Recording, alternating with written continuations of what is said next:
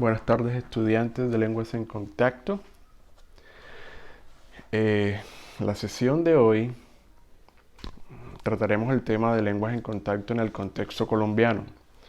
Recuerden que la semana pasada tuvimos una sesión bastante precisa en la que socialicé brevemente este texto, Languages in Contact, The Case of Colombia.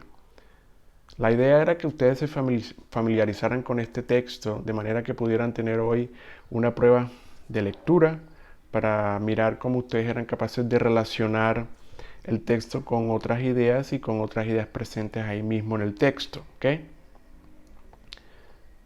Quiero ir pasando ahora sí de manera muy puntual en cada uno de los aspectos que me parecen interesantes de este texto y vamos a comenzar, okay? So, remember that last week I told you that this reading material contained several insights of what is Colombia in relation to language contact. So it offers a perspective of two authors that have been researching this scenario to understand language contact in our context. So the first part of this material, it's about languages in contact, multilingualism, but the view of Colombia from outside.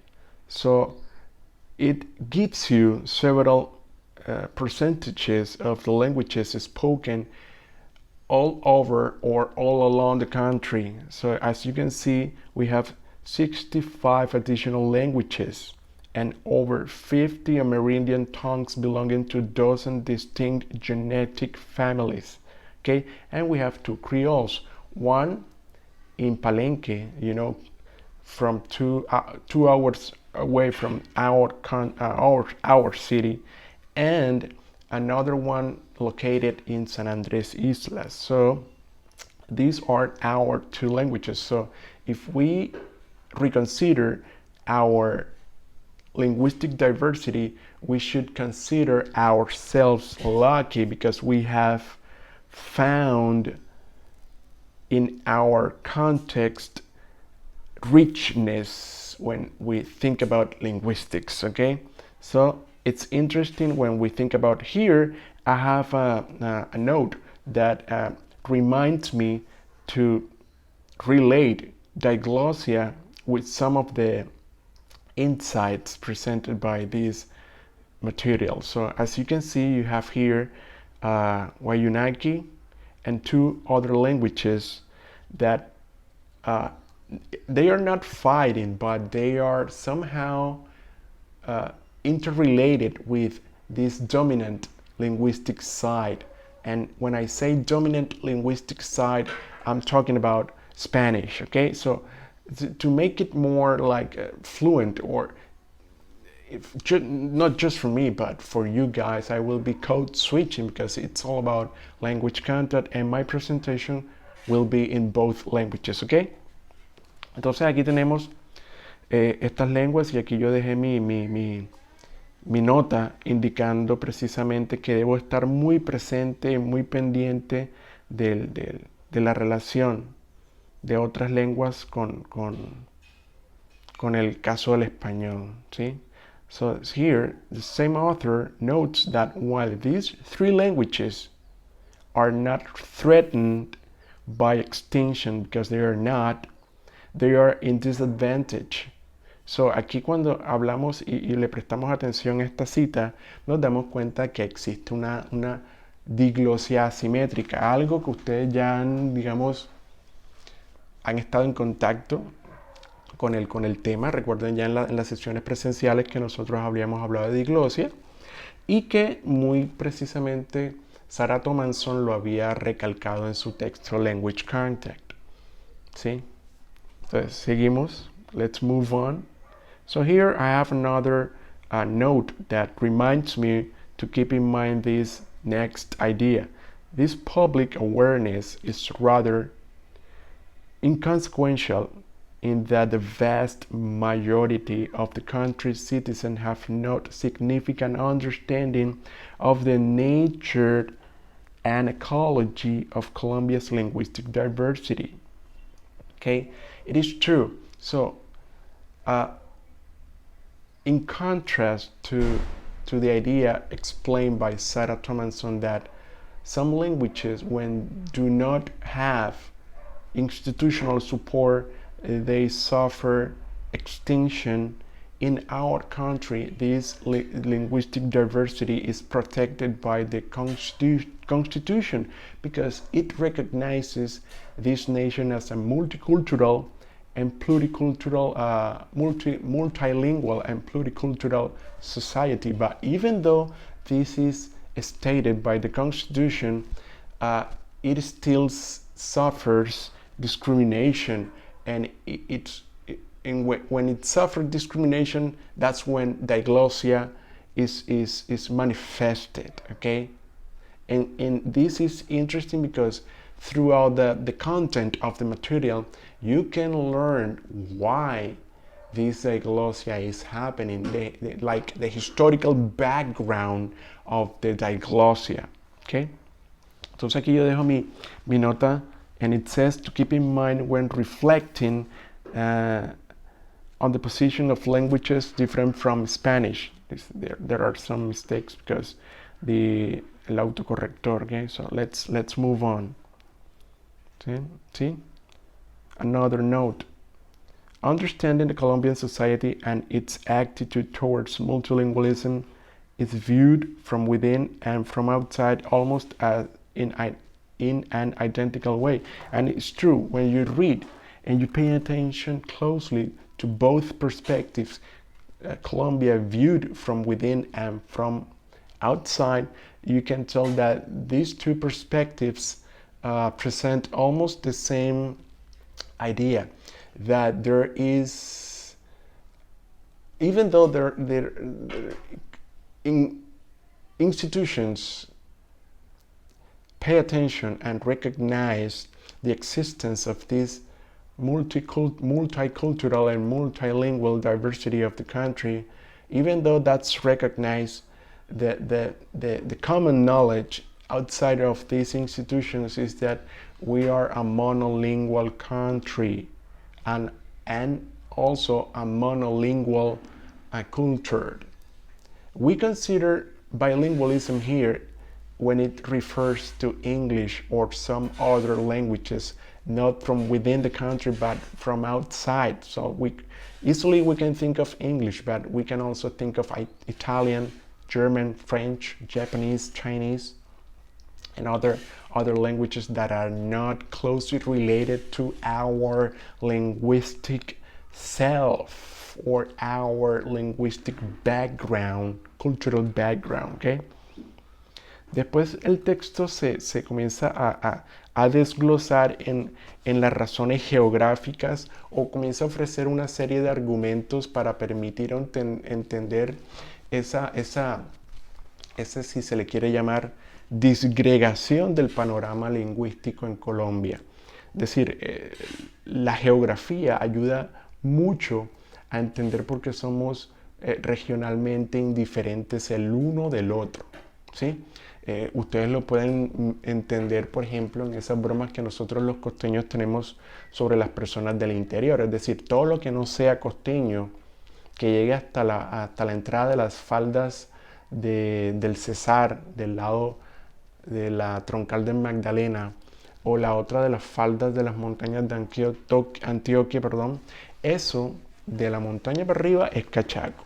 Entonces, nosotros tenemos esas bromas, y eso es precisamente algo que permite también entender que por la geografía, por la complicada geografía de nuestro país, es que se nos impide un poco también ese proceso de lenguas, de contactarnos con las lenguas o las diferentes variedades de una lengua. Es solo a partir del media consumption, as explained by Sarah Thomason, that we encounter other languages.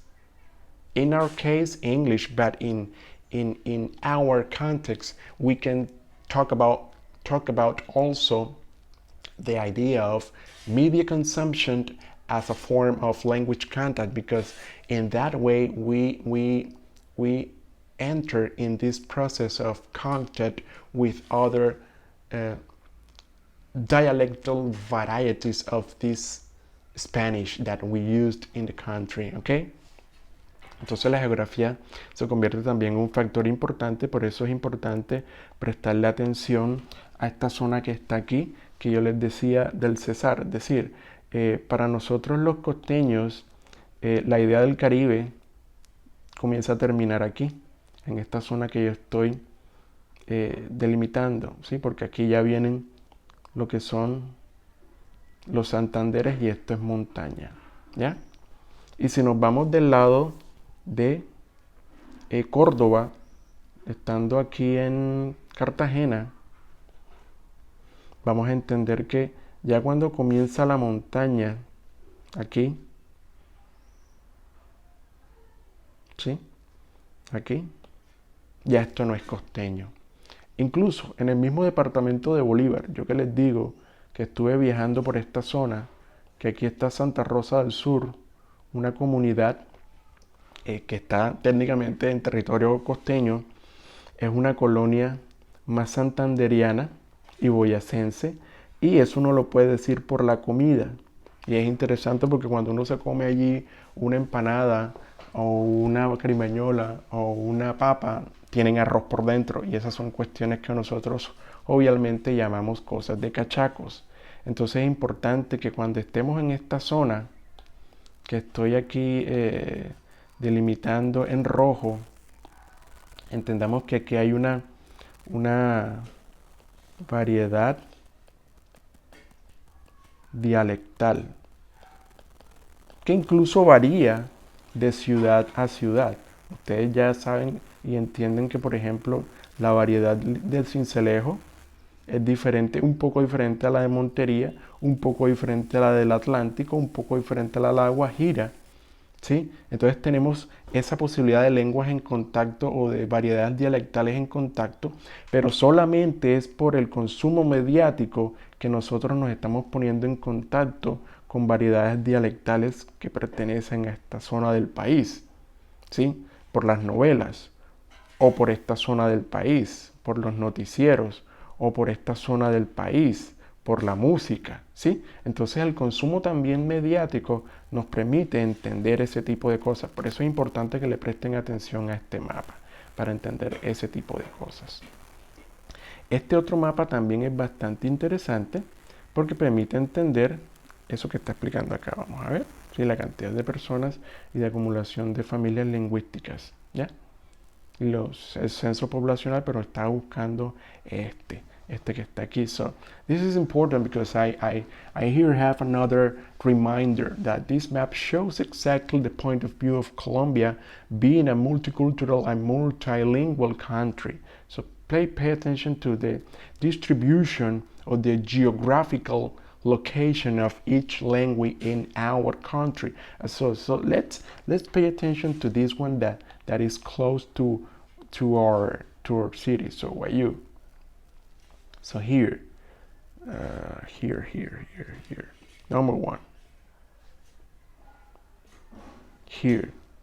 So really interesting that we have a linguistic variety so close from our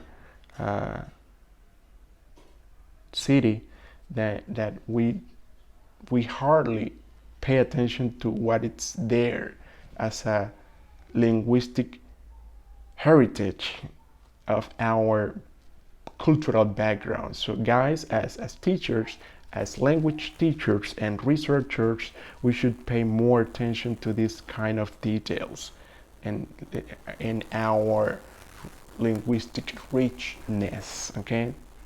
I understand that English is our passion and it's our mean of having money to support our lives, but in order to succeed as different teachers, we should consider and think about these linguistic richness, because it will set us apart from the rest of the English teachers around the region and even the country. Okay, so keep in mind and remember my words. So let's move on. So here you have major characteristics. So I was reviewing this text early in the day because I needed to. So this is some other thing that it's important to keep in mind when understanding the language content in our country, that this one, the drug-related violence and the armed conflict triggered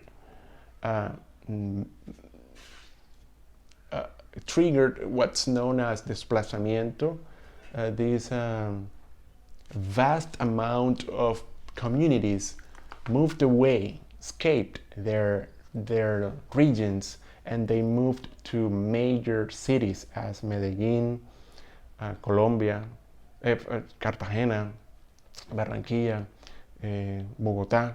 Sí, el conflicto armado, sobre todo en los Montes de María, causó ese desplazamiento de campesinos de los Montes de María, y eso también trajo consigo ese proceso de contacto de lengua, de variedades dialectales del español, y de esas variedades dialectales con sus características fonéticas y morfológicas, el de los Montes de María, y las trajo y las puso en contacto con nuestra variedad dialectal del español que hablamos en la zona de la ciudad de Cartagena. Okay? So here, las actitudes frente al proceso de la diversidad. Here I have another note. This is general appreciation of Colombia's multilingualism and language in contact.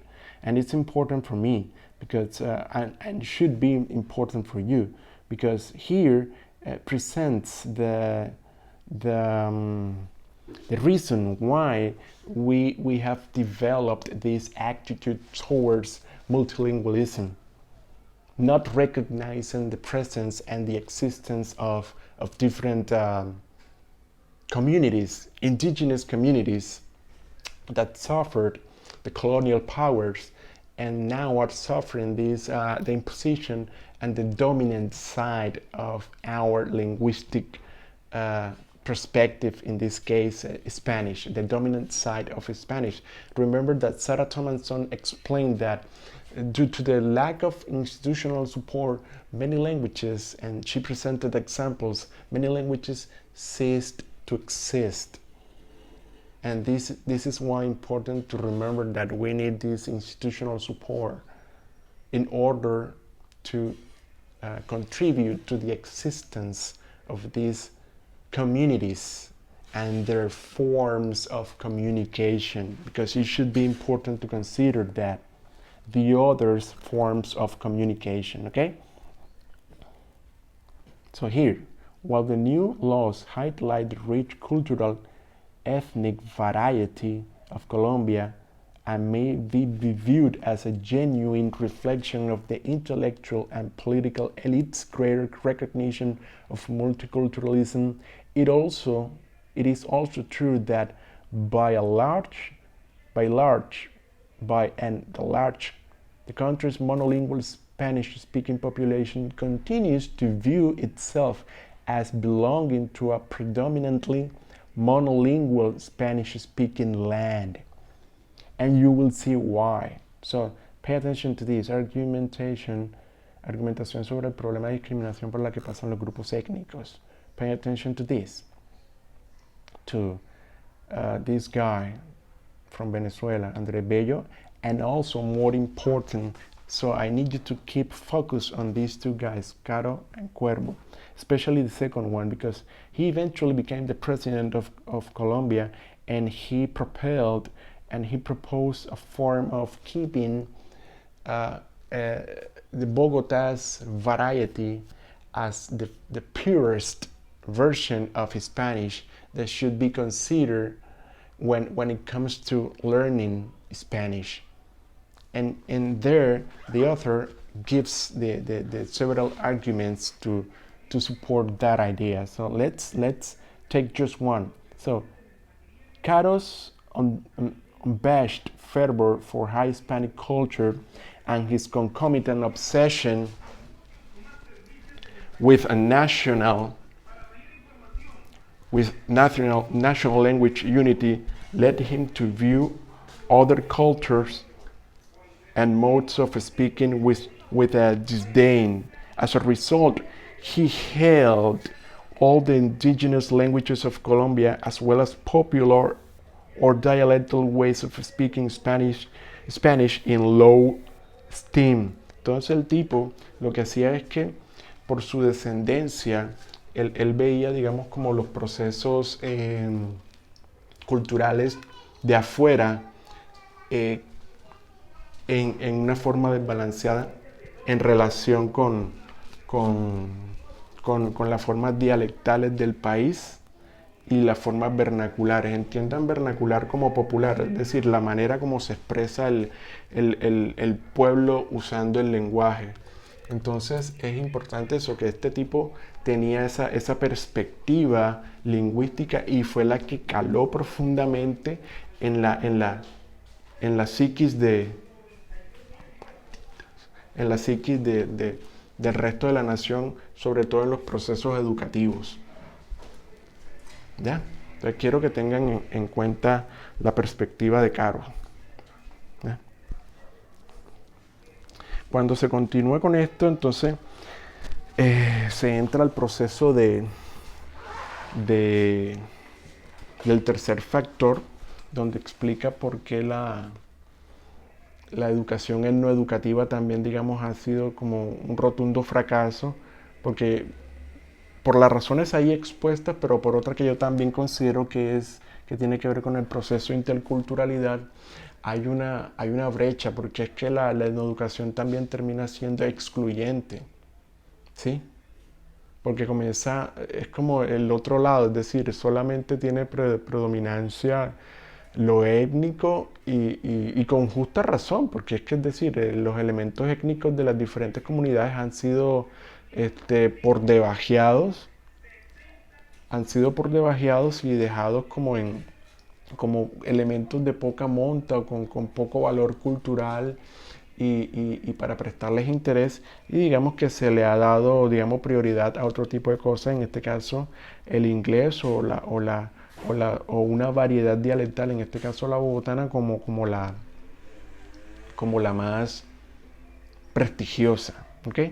Entonces, a mí me parece que es un texto interesante en ese sentido, porque comienza a entregar diferentes detalles del proceso de lenguas en contacto en Colombia y termina decantando la parte que corresponde a Palenque, pero esa quiero que la leamos con mayor detenimiento para que después la relacionemos con la conferencia de Armin, el investigador coautor de este texto. Tiene una conferencia en TED muy interesante donde muestra sus años de desarrollo de estudio del palenquero y en donde va demostrando la importancia de considerar la estructura lingüística y la riqueza de esa estructura lingüística y lo mucho que nos puede decir el palenquero de lo que nosotros somos como humanidad y como digamos, recipiente de una riqueza cultural que, digamos, no se le ha prestado mucha atención precisamente porque son comunidades que han sido excluidas a lo largo de los siglos. No es una cuestión de ahora, que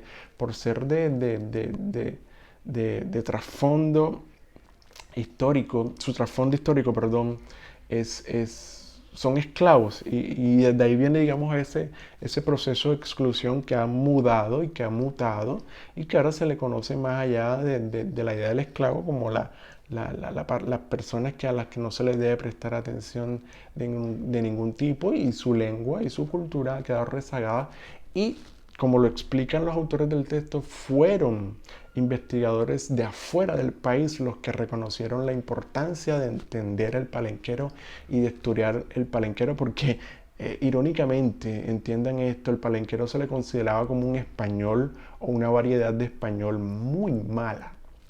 Solamente cuando llegaron investigadores en los 60 fueron que comenzaron a hacer los estudios y reconocieron que era un creol, que era un pidgin, como les explicaba la semana pasada, y que hubo un proceso de creolización de ese pidgin y terminó siendo una lengua. Pero los investigadores colombianos, a la luz de las perspectivas creadas por Caro como presidente, generaron esa idea de que el palenquero era una variedad de español rural, perdón, y muy mal. Una variedad de español con unas características estructurales muy básicas, terribles, ¿no? Entonces por eso no se le prestaba atención, ni siquiera habría que prestarle atención, además de que eran rurales y eran descendientes de esclavos, entonces para qué prestarle atención a ese tipo de variedad. Entonces, con esto, digamos que quiero que presten atención hasta la parte de Palenque. Después nos centramos en la parte de Palenque porque eso se va a acompañar con otro material audiovisual. Entonces espero que este insight y estas pequeñas microexplicaciones del texto hayan servido como una guía de lectura para ampliar el proceso de entendimiento de las lenguas en contacto en nuestro contexto, ¿ok? Entonces me despido con un caluroso abrazo y espero que como les dije, este texto audiovisual les sirva de mucho para el proceso de entendimiento de nuestra idea de lenguaje en contacto.